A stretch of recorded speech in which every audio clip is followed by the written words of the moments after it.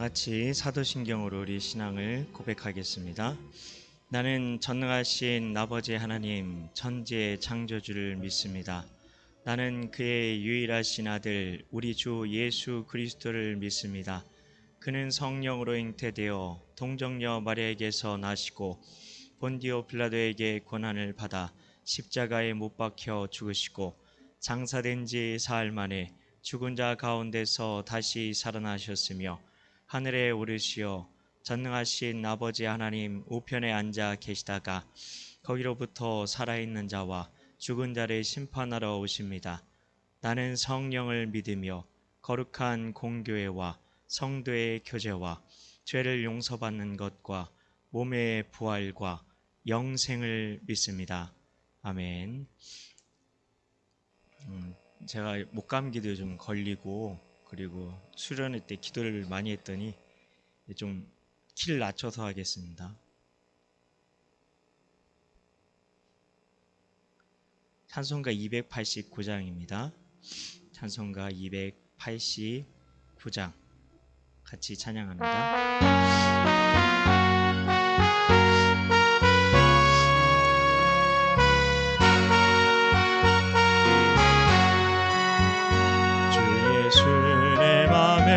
들어와 계신 후 변하여 새 사람 되고 내가 늘 바라던 참빛을 찾음도 주 예수 내 맘에 오신 주 예수 내 맘에 오신 주 예수 내 맘에 오신 기쁨이 넘치는 주 예수 내 맘에 오심 주 예수 내 맘에 들어와 계신 후 망령된 행실을 끊고 어느 털보다도 더 많던 내 죄가 눈보다 더 이어졌네 예수 내 맘에 오심 주 예수 내 맘에 오심 울리는 내 맘에 기쁨이 넘치는 예수 내 맘에 오심 내 맘에 소망을 든든히 가지는 주 예수 내 맘에 오심 신의 구름이 주 예수 내 맘에 오심 주 예수 내 맘에 오심 주 예수 내 맘에 오심 몸이 된 내 맘에 기쁨이 넘치는 주 예수 내 맘에 오심 사망의 음침한 골짜기 가다가 밝은 빛 도련히 비춰 저 멀리 하늘은 환하게 보임도 주 예수 내 맘에 오심 주 예수 내 맘에 오심 주 예수 내 맘에 오심 울리는 내 맘에 기쁨이 넘치는 주 예수 내 맘에 오심 내가 저 천성에 올라가 살기는 주 예수 내 맘에 오심 천성에 올라가 주님을 뵈리니 그 기쁨 비길 데 없네 주 예수 내 맘에 오심 주 예수 내 맘에 오심 울리는 내 맘에 기쁨이 넘치는 주 예수 내 맘에 오심 찬송가 288장 한 장 더 하겠습니다.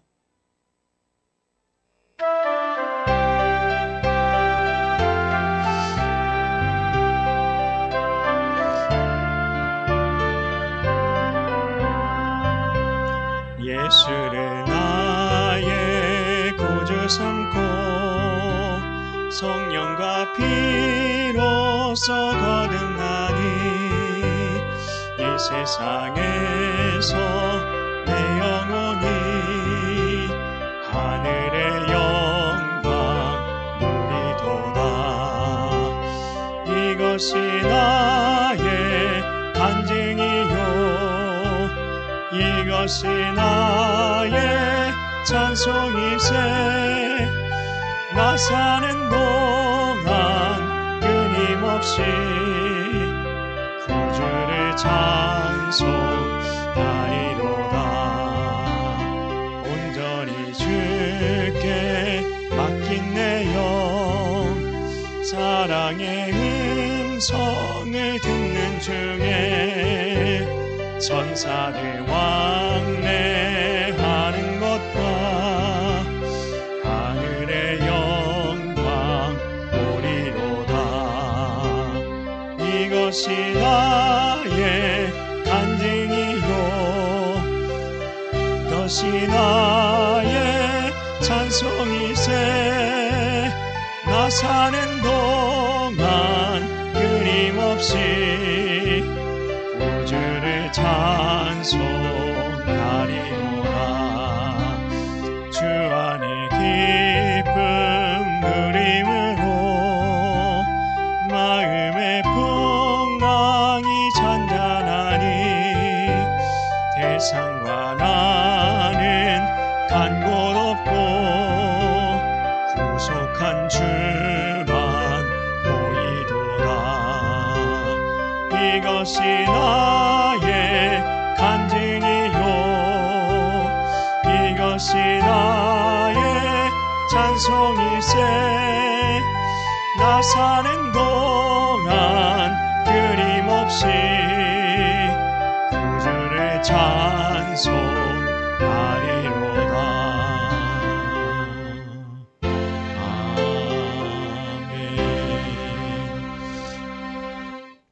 네, 우리 같이 333 기도하겠습니다. 세 가지 기도 제목인데요. 세속적 가치관에 물든 자랑거리에 마음 빼앗기지 않게 하시고 주님이 원하시는 자랑거리를 나의 자랑으로 삼게 하소서. 하나님을 잘 알기 위해 말씀을 가까이 하게 하시고 말씀 앞에 정직하게 반응하게 하소서. 마음의 할례를 통해 온유한 마음, 하나님을 진정 사랑하는 자들 되게 하소서. 우리 주님의 이름 간절히 부르며 같이 기도합니다. 주여.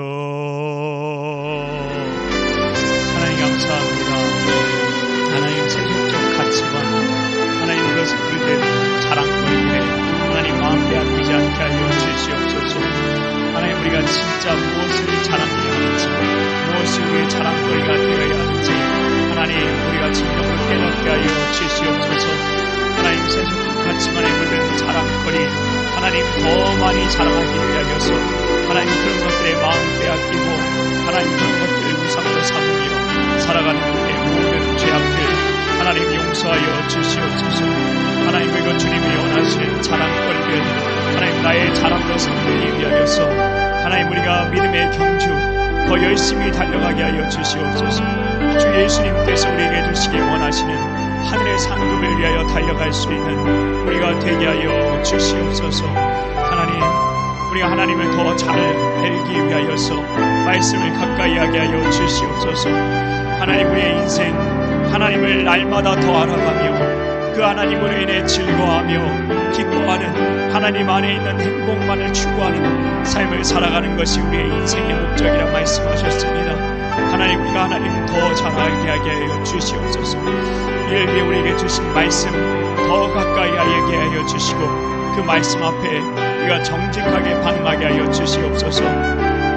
하나님의 말씀이 말씀하시는 대로 하나님 우리 자신을 비춰보게 하여 주시고 하나님 우리가 듣기 좋은 말씀만이 아니라 듣기 싫은 말씀 앞에 더 정직하게 반응하게 하여 주셔서 하나님 우리의 마음이 진정으로 할례받게 하여 주시옵소서. 우리의 옛사람 벗어버리게 하여 주시옵소서. 하나님 그리고 우리가 온유한 마음 하나님을 진정 사랑하는 자들 될 수 있도록 하나님을 사랑하는 자들 될 수 있도록 하나님 성령으로 말미암아 우리가 마음의 할례에 담아받게 하여 주셔서 진정으로 하나님께서 기뻐하시는 마음 그리고 사랑하는 우리 모두가 될 수 있도록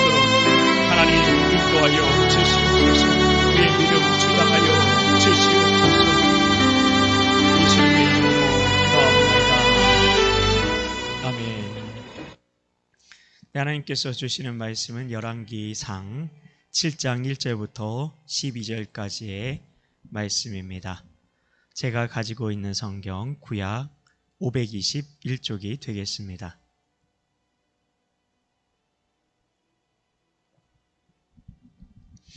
구약 521쪽 열왕기상 7장 1절부터 12절까지의 말씀, 우리 한 목소리로 봉독하도록 하겠습니다. 솔로몬이 자기의 왕궁을 13년 동안 건축하여 그 전부를 준공하니라. 그가 레바논 나무로 왕궁을 지었으니 길이가 100규빗이요 너비가 50규빗이요 높이가 30규빗이라.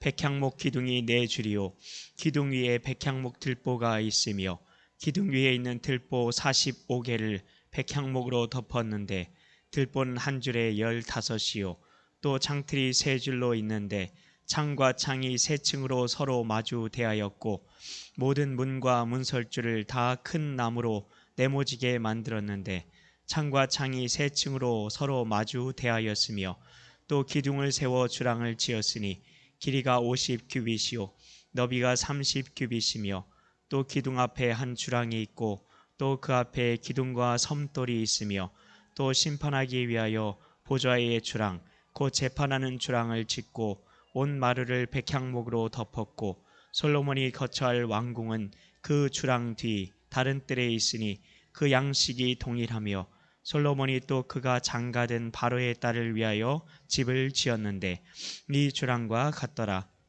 이 집들은 안팎을 모두 귀하고 다듬은 돌로 지었으니 크기대로 톱으로 켠 것이라. 그 초석에서 처마까지와 외면에서 큰 뜰에 이르기까지 다 그러하니 그 초석은 귀하고 큰 돌 곧 10규빗 되는 돌과 8규빗 되는 돌이라.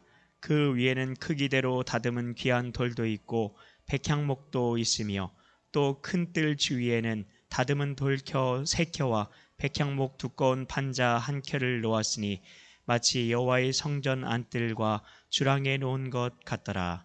아멘. 오늘도 무더운 가운데도 수요 오전 예배의 자리에 나오신 성도님들에게 은혜가 가득하시길 축복합니다. 솔로몬이 성전을 건축한 뒤에 드디어 솔로몬은 자기가 살 왕궁을 만듭니다. 그런데 신기한 것은 성전을 짓는데 지극정성이었다고 했잖아요. 그러면 성전을 더 오래 지었어야겠죠.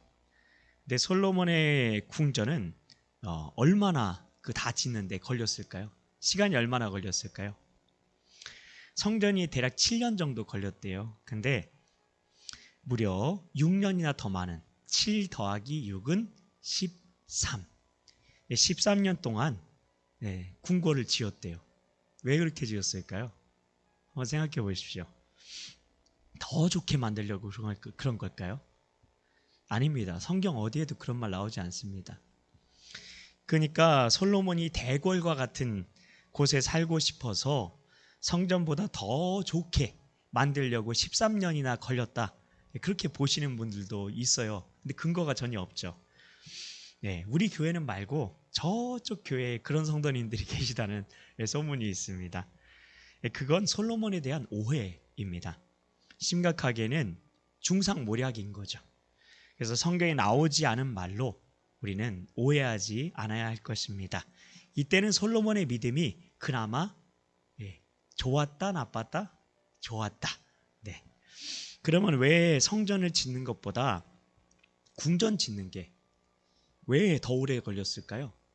성전의 기능은 한 가지면 되잖아요. 그게 뭐죠? 예배. 그렇습니다. 근데 궁전은요?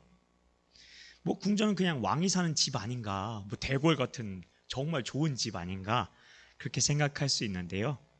물론 궁전에는 왕의 집이 있죠. 근데 왕의 가족들이 사는 곳도 있었고 신하들이 사는 곳도 있었대요. 신하들이 사는 곳, 그리고 재판하는 곳도 있었고요. 그리고 왕이 신하들과 모여서 회의하는 곳도 있었고 무기를 넣는 창고도 있었대요. 그러니까 왕궁은 단순하게 왕의 집이 아니었어요. 대궐 같은 집, 그런 게 아니었어요. 솔로몬의 궁전은 경복궁 떠올리시면 돼요. 경복궁에 그런 것만 있나요? 왕의 집만 있나요? 아니죠. 경복궁처럼 정치와 수도의 중심지가 바로 궁궐이었습니다. 그런데 솔로몬의 성전과 궁전이 비슷한 건 있었어요. 그게 뭐냐면 건축 양식이 비슷했대요. 건축 양식이요. 뭐 건축 양식이 뭘까요? 어려운 말 같은데요. 다 아시는 거예요. 이집트 하면 뭐가 떠오르시죠? 피라미드. 그렇죠? 중세 유럽은요? 성당. 그렇죠? 이런 게 바로 건축 양식인데요. 솔로몬의 궁전은 성전과 비슷한 양식이었대요. 이거를 잘 염두에 두셔야 돼요. 건축 양식은 한 시대를 대표하는 거예요. 그러면 왜 똑같은 건축 양식을 썼을까? 답이 딱 나오죠. 그건 하나님의 성전의 영광을 가리지 않으려고 그런 거예요. 궁전을 다른 양식으로 지으면 더 크고 더 컸잖아요. 궁전이. 왜냐하면 다양한 기능이 들어가야 되니까. 그리고 다양했어요. 다양한 기능도 있고 사람들도 자주 들락날락거렸죠. 그러니까 궁전이 주목받게 되겠죠. 다른 양식으로 지으면. 그래서 솔로몬은 성전보다 궁궐이 더 주목받는 게 싫었던 겁니다. 그래서 건축 재료도 비슷한 걸 썼대요. 왜 재료는 똑같은 걸 썼을까요? 뭐 성전이 좋은 재료였으니까 궁전도 내 왕이 사는 집이니까 더 좋은 재료 써가지고 살고 싶었을까요? 아닙니다. 왜냐하면 건축 양식은 재료의 영향을 받아요. 양식을 똑같이 하려다 보니까 재료도 똑같은 걸 쓴 것뿐입니다. 솔로몬은 철저하게 하나님의 영광만 드러내고 싶었던 겁니다. 그리고 학자들이 이런 말도 했는데요. 뭐냐면 솔로몬이 하나님의 성전을 너무 사모했대요. 솔로몬이 1,000번제 드렸잖아요. 그럼 왜 그렇게 한 거죠? 뭘 사모해서요? 예배를 사모해서 그런 거죠. 드리고 또 드려도 하나님께 계속 예배하고 싶은 거예요. 그러니 하나님께 예배가 드려지던 그 성전을 솔로몬이 사모한 거죠. 그래서 성전의 건축 양식으로 자신의 궁전을 지은 거래요. 우리 중에 이런 분이 계실까요? 이 성산교회 이 예배당에서 드려지는 이 예배를 너무 사모해서 핸드폰에 교회 예배당 사진 찍어놓고 매번 꺼내보는 사람 있을까요? 없을 거예요. 근데 솔로몬은 그런 왕이었다는 거예요. 성전 양식과 똑같이 집 짓고 성전을 늘 생각하며 산 겁니다. 그리고 성전을 건축하고 나서 궁전을 지은 거, 이거 아주 중요한 의미가 있는데요. 뭐냐면 이스라엘은 어떤 나라죠? 사람의 나라인가요? 하나님 나라죠. 하나님 나라가 되기 위해 필요한 게 두 가지가 있는데 뭘까요? 당연히 성전이 있어야겠죠. 예배당이 있어야겠죠. 왜냐하면 성전이 있는 곳에 하나님이 임재하시니까요. 그래서 우리가 하나님의 성전이니까 우리에게 하나님이 임재하시는 거죠. 그리고 두 번째는 궁전입니다. 왜 궁전이 필요할까? 하나님 나라에. 잘 생각해 보세요. 왕은 대리인이었어요. 진짜 왕이신 하나님을 대신해서 하나님 나라인 이스라엘을 다스리는 대리자였어요. 그래서 하나님 대신 이스라엘 나라를 다스리는 중심지가 바로 궁전이었습니다. 하나님께서는 그래서 예루살렘에 이 두 가지 성전과 궁전 모두를 만드시기 원하셨는데 그게 완성된 거예요. 하나님 나라가 된 거죠. 오늘 말씀에서 우리는 하나님의 성전, 솔로몬의 궁전, 이게 서로 뗄래야 뗄 수 없다는 것, 그거를 알게 되는 건데요. 이게 아주 중요해요. 왜냐하면 성전은 뭘 떠올리게 되죠? 신앙생활을 떠올리죠. 그럼 궁전은 뭘 떠올리게 될까요? 일상생활이죠. 이 두 가지가 한 장소에 나란하게 우뚝 서 있는 거 우연일까요? 우리만 남은 우연이 아니야. 이런 신앙 찬양 같은 이런 가사처럼 우연이 아닌 거죠. 왜일까요? 일상생활이 신앙생활과 분리될 수 있다 없다? 없다. 신앙은 교회 안에서만 통한다 아니면 세상에서도 통해야 된다? 그렇죠. 세상에서도 신앙은 통해야만 한다. 그거죠. 근데 이것은 그럼 솔로몬 시대 사람들만 그렇게 살 수 있는 건가요? 우리는 성전이 없잖아요. 예배당만 있잖아요. 그렇게 말씀하실 수도 있어요. 그러나 오늘 말씀은 우리 성도들에게도 적용될 수 있어요. 성도에게 신앙생활과 일상생활은 서로 분리할 수 있는 게 아닙니다. 왜냐하면 우리가 이미 성전이 되었잖아요. 그래서 그럽니다. 그래서 성도는 어느 순간에서든 누구 앞에 있는 거예요? 우리가 성전이니까 하나님 한 번도 나를 떠나지 않으시고, 하나님은 우리 한 번도 떠나지 않으시고 늘 우리 곁에 계십니다. 그래서 우리는 항상 하나님 앞에 서 있는 겁니다. 나는 하나님을 떠나 방황할 수도 있어요. 그러나 하나님은 언제나 그 자리에서 내 안에 늘 계셨던 겁니다. 우리는 인생을 살아가면서 참 사람들 눈치를 많이 보죠. 사람들 시선 늘 의식하며 살아가죠. 그래서 스트레스도 받고 병에도 걸리는 거라는데요. 스트레스가 만병의 근원이래요. 거의 97% 이상의 원인이 스트레스라는데, 물론 사람이 살면서 어떻게 다른 사람 아예 의식하지 않고 살 수는 없는 거죠. 그런 사람은 아나무인인 거죠. 그러면 또 안 돼요. 그러나 어느 정도 우리가 다른 사람 의식하며 배려하며 살기는 해야 되는데, 근데 문제는 너무 다른 사람을 의식하는 겁니다. 다른 사람이 나를 어떻게 생각할지에 너무 신경 쓰고 너무 그들의 시선을 의식하며 사는 거죠. 집에서는 어떻죠? 가족들 의식하며 신경 쓰며 살아요. 직장인은 어떻죠? 직장이 되면, 사회 나오면 친구나 직장 동료 의식해요. 학생이면 어떻죠? 선생님 의식하고 또래 친구들 의식해요.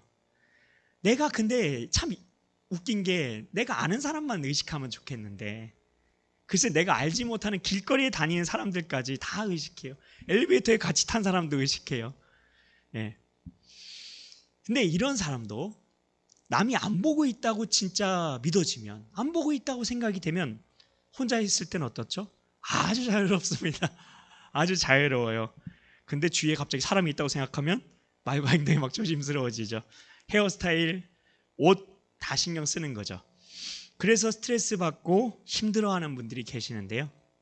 그런데 이렇게 우리가 사람은 신경 쓰며 사는데, 눈치 많이 보면 사는데, 근데 진짜 의식해야 될 분이 계시는데 우리는 의식하고 얼마나 의식하며 살고 있는가 하는 겁니다.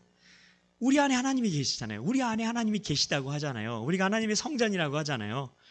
하나님은 우리 안에 계신데 우리는 우리 밖에만 신경 쓰며 살고 있을 수 있다는 겁니다. 속고 사는 거죠.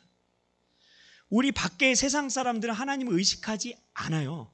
왜냐하면 그들 안에는 하나님이 안 계시니까. 그래서 세상 사람들은 그래서 눈에 보이는 것밖에 보지 못하고 살아가죠. 그래서 세상 사람들은 이런 걸 만들어냈어요. 대단한 종교인데요. 뭐냐면 눈에 보이는 거 있잖아요. 그걸 과학이라고 부르기로 약속했어요. 그래서 눈에 보이는 과학이 아니면 다 미신이래요. 그래서 하나님도 미신이라고 생각하며 신경도 안 쓰면서 살아가요. 단지 눈에 보이지 않는다는 이유 때문에요. 근데 잘 생각해보면 우리가 눈에 보이지 않는 거 이 세상에 많잖아요. 공기 보이나요? 바람 보이나요? 전기 보이나요? 전기가 어떤 건지 학자들도 모른대요. 그냥 쓰는 거예요. 있는 거 발견하고 그냥 쓰는 것 뿐이래요.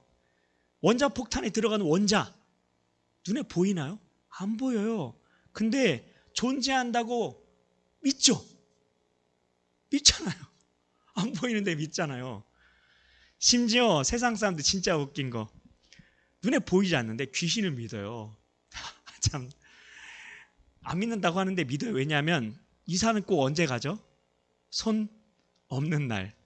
그래서 성도들은 참 좋아요. 이사 싸게 갈 수 있어요. 손 있는 날 가면 되니까.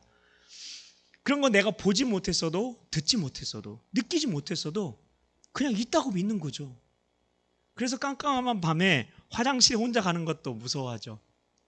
근데 심지어 성도님들 중에는 깜깜한 예배당에 혼자 기도하는 것도 무서워하죠. 뒤에서 누가 있는 것 같아가지고. 눈에 보이지 않지만 실제로 있는 게 참 많다는 겁니다. 요한복음 4장 24절에는 하나님은 영이시니 예배하는 자가 신령과 진정으로 예배할지니라 라고 얘기합니다. 여기 핵심은 하나님이 영이신이에요. 하나님이 영이어서 신령이 뭡니까? 성령입니다. 진정이 뭡니까? 진리, 트루스를 얘기합니다. 성령과 말씀을 의지하여서 내가 믿고 믿음으로, 하나님은 눈에 보이지 않기 때문에 그렇게 예배하라는 겁니다. 그래서 요한복음 1장 18절에 뭐라고 얘기하죠? 어느 누구도 아무도 하나님을 본 사람이 없으되 라고 얘기합니다. 하나님은 눈에 보이지 않지만 진짜 계시죠. 믿으십니까? 그냥 내 안에만 계신 것입니까? 아니죠. 하나님은 어디 계시죠? 이 세상에, 아니 지구에, 아니 온 우주에 충만하시죠. 어느 곳에나 다 계시죠. 그래서 다윗은 이렇게 말했죠. 내가 새벽 날개를 치며 바다 끝에 가서 거주할지라도 거기 계시며 스올에 내 자리를 펼지라도 거기 계십니다. 스올은 지옥을 얘기하는 겁니다. 또 하나님께서는 온 세상을 한꺼번에 다 살피고 계십니다. 한꺼번에요. 이 온 세상 얼마나 넓습니까? 온 우주들 다 돌보고 계세요. 성경에 뭐라고 되어 있습니까? 들에 핀 들꽃 하나도라고 되어 있습니다.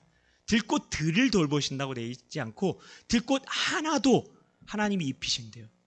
그 공중에 나는 새 한 마리까지 하나님이 먹이시고 돌보신대요. 얼마나 많은 새들이 이 세상에 있죠? 얼마나 많은 들꽃들이 이 세상에 있습니까?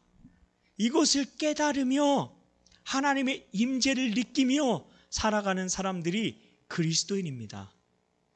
깨닫는 사람들의 입에서 나오는 게 있다는데 그게 뭘까요? 바로 하는 감탄입니다. 근데 미국 사람들이 감탄을 참 잘한대요.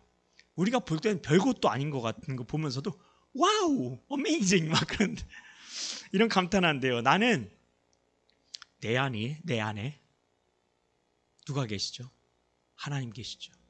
근데 그것에 대해서 감탄해 본 적이 얼마나 있습니까? 오늘 아침에 일어나면서 와, 내 안에 하나님이 계시네. 감탄하면서 눈을 뜨신 분 계십니까? 이런 마음의 태도를 가지고 살아가는 걸 우린 이렇게 말합니다. 코람 데오. 코람 데오. 라틴어인데요.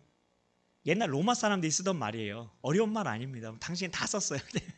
네, 당시에 흔한 말이었는데, 코람이라는 말은 무슨 말이냐면 앞에라는 뜻입니다. 앞에. 데오라는 말은 하나님.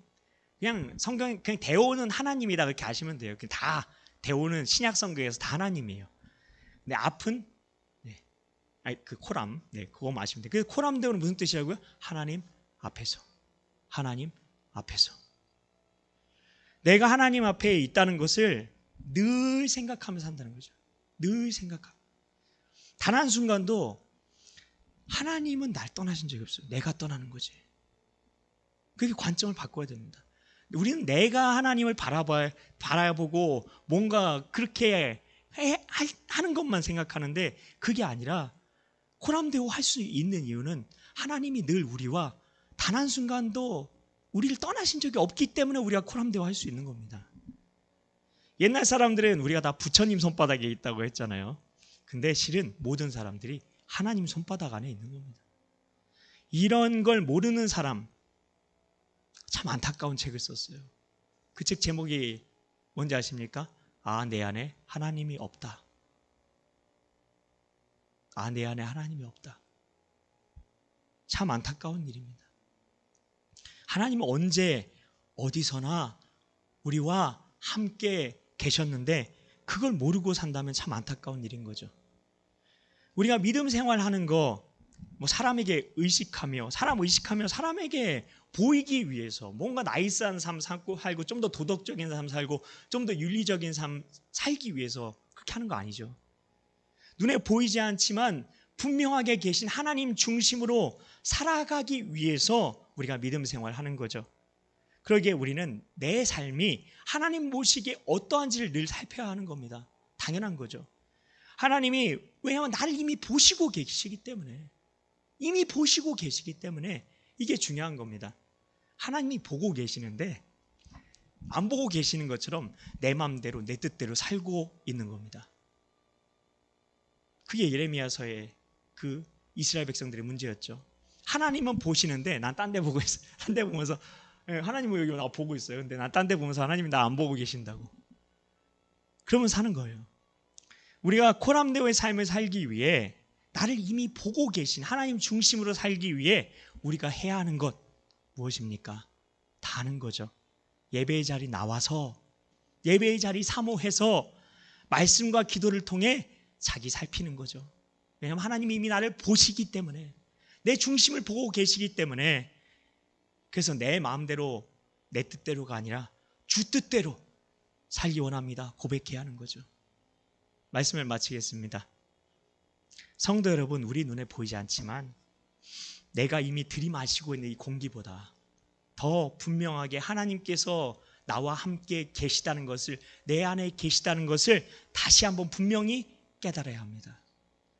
그리고 내가 하나님 믿는다고 하면서 교회 안과 밖에서 다른 모습으로 살 수 없는 겁니다. 왜냐하면 밖에서도 난 성전이잖아요. 밖에 나간다고 하나님 안 계시나요? 밖에 나가도 하나님이 내 안에 계시잖아요. 근데 교회 문턱에만 넘어서면 성도의 옷 다 벗어버리고 세상에서 성공하기 위해서, 잘 되기 위해서, 예수 믿는다는 그런 내가 색채를 풍기면 뭔가 왕따 되고 외톨이 될까 봐, 아니면 불이익 당할까 봐 성도의 옷 싹 다 벗어버리고 세속의 옷 똑같이 싹 빼입고 세상 사람이랑 다르지 않게 산다면 그건 내가 성도다운 삶이 아닌 거죠. 하나님의 성전과 솔로몬 궁전이 예루살렘에 나란히 우뚝 섰던 것처럼, 하나님 나라인 거기에 우뚝 섰던 것처럼 우리의 일상생활이 신앙생활과 뗄래야 뗄 수 없다는 것을 기억해야 합니다. 이를 위해 우리는 하나님 앞에서를 뜻하는 코람데오의 삶을 살아야 하는 겁니다. 나는 의식하지 않아도 하나님은 날 보고 계십니다. 이미 나와 함께 하십니다. 단 한순간도 나를 떠난 적이 없으십니다.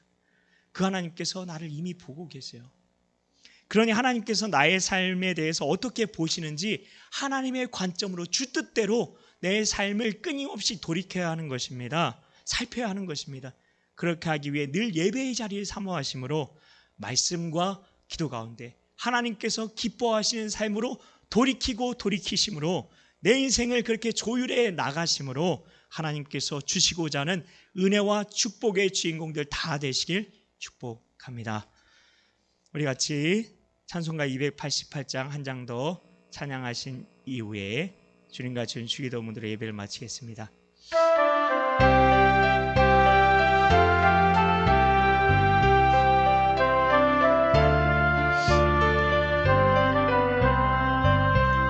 예수를 나의 구주 삼고 성령과 피로써 거듭나니 이 세상에서 내 영혼이 하늘의 영광 누리도다. 이것이 나의 간증이요 이것이 나의 찬송이세. 나 사는 동안 끊임없이 구주를 찬송하리로다.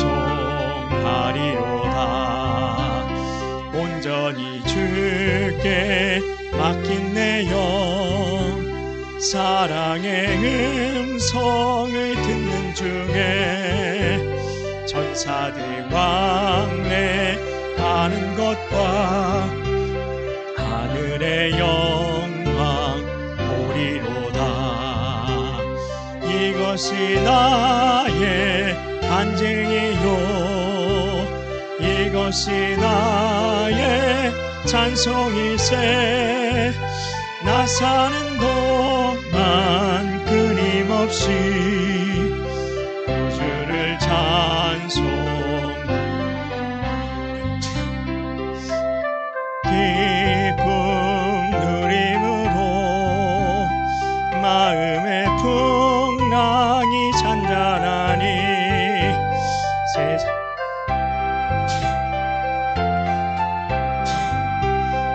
구속한 주만 보이도다. 이것이 나의 간증이요 이것 이것이 나의 찬송이세. 나 사는 동안 끊임없이 구주를 찬송하리로다.